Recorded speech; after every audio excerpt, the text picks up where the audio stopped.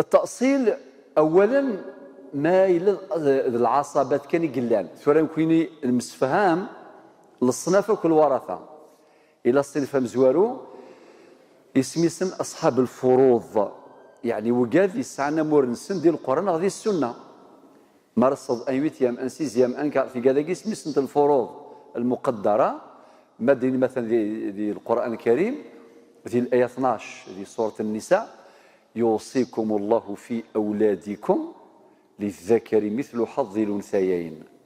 داك شو غادي يهضر ربي سبحانه في العصبات، العصبة بالغير ما يلي الذكر كذا الأنثى، عصبة بالغير نشرح يفيد ذي الدروس اللي عدان.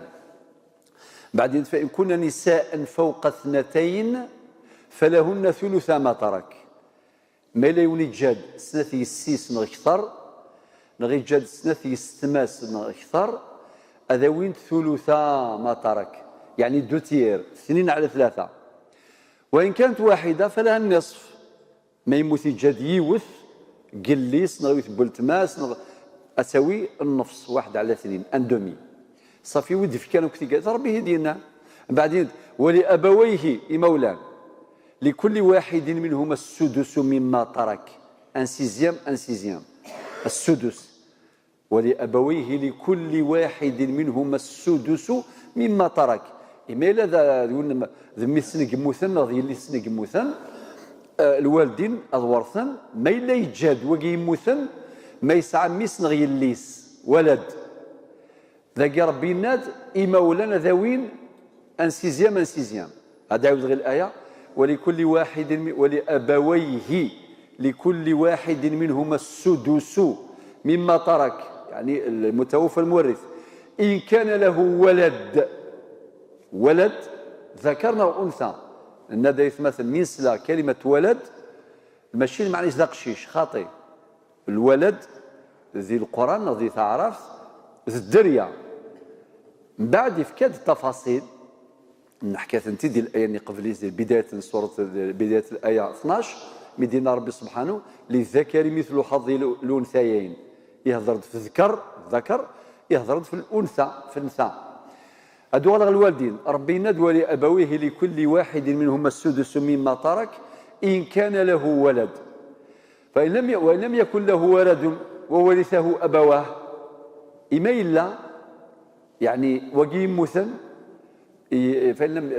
فإن يوصيكم الله نذر بس ولأبويه لكل واحد منهما السدس مما ترك إن كان له ولد فإن لم يكن له ولد وورثه أبواه فلأمه الثلث إما إلا مثل غير سنق مثل وسعينا راه الدرية ذاك ربي يهضر كان في يمات إلى فلأمه الثلث يمس انتير 1/3 ذا شرا نفهم باللي فافا سديوي الباقي لماذا ذكر نصيب الأم فرضا نفهم من الآية أن نصيب الأب يكون بالتعصيب بالنفس أي يرث الباقي تعصيبا بعد نصيب الأم يناد فلأمه الثلث إلى آخره. ثم ماذا العصبات ديجا أولا ماذا العصبات قلان يعني اللي زيرتي الورثة العصبات كيف يكون التأصيل إذا كان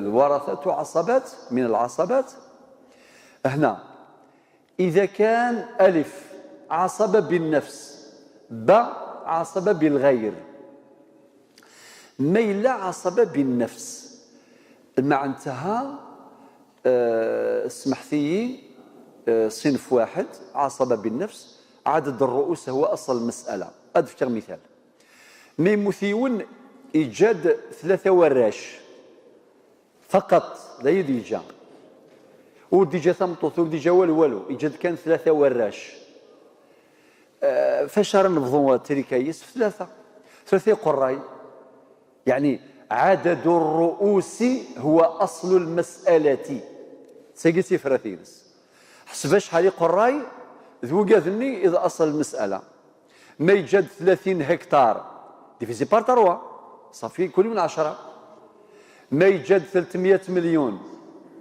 كلي ون 100 مليون، ما يجد ثلاثي خامن كلي ونسو خامس، يعني ذي قراي أرى نحسب خاطر ثقي ألف عصبة بالنفس، باء عصبة بالغير.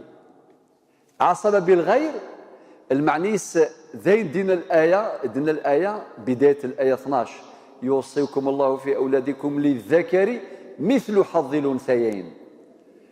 أذن سفغ أصل المسألة بتضعيف الذكر. كيف؟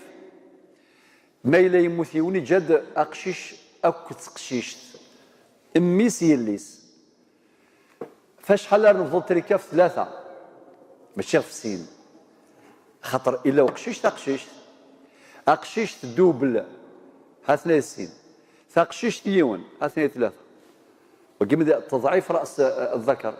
ذي الآية دينا يوصيكم الله في أولادكم للذكر مثل حظ الأنثيين. صافي أقشيش هذه وسين مع انتهى. ما هو أصل المسألة هنا؟ عند وجود العصبة بالغير فأصل المسألة هو بتضعيف رأس الذكر، بمعنى إذا كان الإنسان خلى مورث خلى ابن وبنت، معنى أصل المسألة 3. علاش 3؟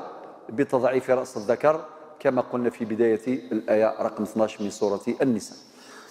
إما إلا يوني جاد 3 وثماثنيس أو كذ السناث تيستماثين تشقيقين. صافي ذاك أصل المسألة شحال؟ 3 فوا 2 6 بلس 2، صافي أصل المسألة 8. بارك الله فيكم.